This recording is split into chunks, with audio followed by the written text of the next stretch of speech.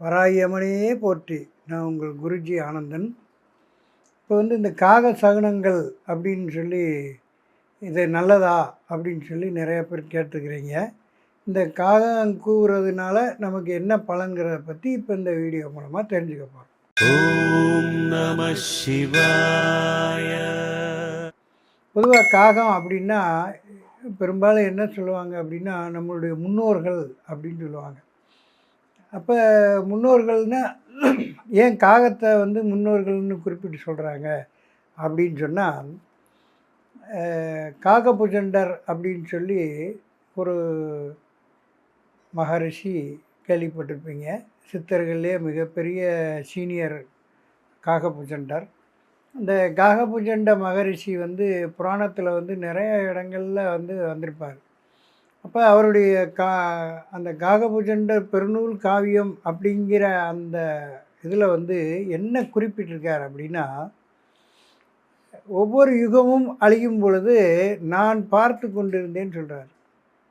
நான் பார்த்து கொண்டிருந்தேன் அப்படின்னு சொல்லுவார். அப்போ அந்த கிரேதாயுகம், திரேதாயுகம், துவாபர யுகம், இந்த 3 யுகங்கள்லேயும் எப்படி இந்த பூமியினுடைய அழிவு ஏற்பட்டதுங்கிறத அவர் குறித்து வச்சுருக்காரு.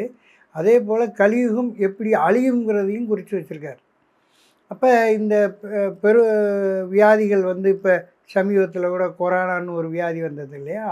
அந்த கொரோனா வந்த வியாதி அவர் குறிப்பிட்டிருக்கும்போது இந்த ஆண்டுகளில் அவர் பீனிசம் பிடித்து மக்கள் நிறைய உயிர் சாவு ஏற்படும் அப்படின்னு குறிப்பிட்டிருக்கார். பீனிசம்னா இந்த சளி சம்மந்தப்பட்ட நோய்கள் அப்படிங்கிறது.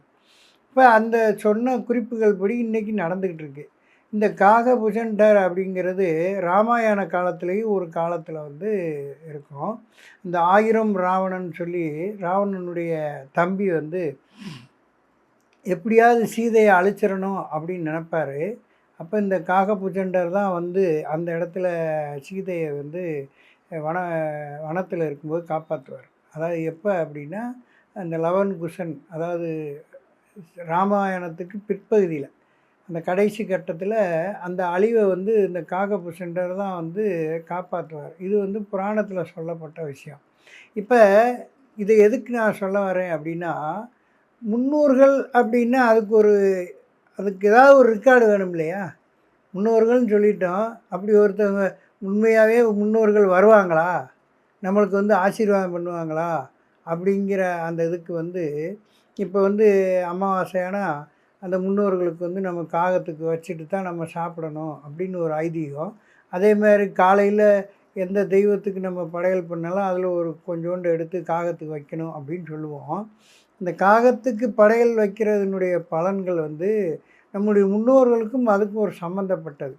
இப்போ ஒரு கேள்வியை நீங்கள் கேட்டிருக்கீங்க, இந்த காகம் கூவுறது நல்லதா கெட்டதா அப்படிங்கிறத.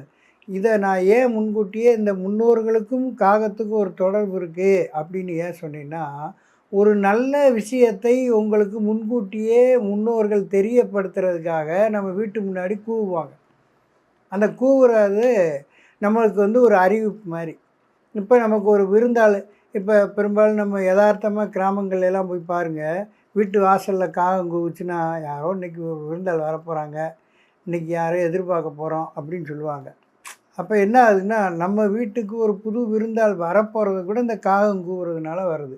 இந்த காகம் கூவுறது நல்லதா கெட்டதான்னு வரும்போது, நல்ல விஷயங்களை தெரியப்படுத்தும் போது அந்த காகம் விட்டு விட்டு கா கா கா கா கான்னு கூவும். இதுவே ஒரு கெட்ட விஷயங்களில் கூவும்போது அதனுடைய அந்த அந்த வழக்கமாக கூவுறதை காட்டிலும் ஒரு வித்தியாசமான சவுண்டு கொடுக்கும். அப்படி கொடுக்கும்போது ஏதோ ஒரு ஆபத்தான சூழ்நிலை நம்ம வீட்டை தேடி வரப்போகுது அப்படின்னு.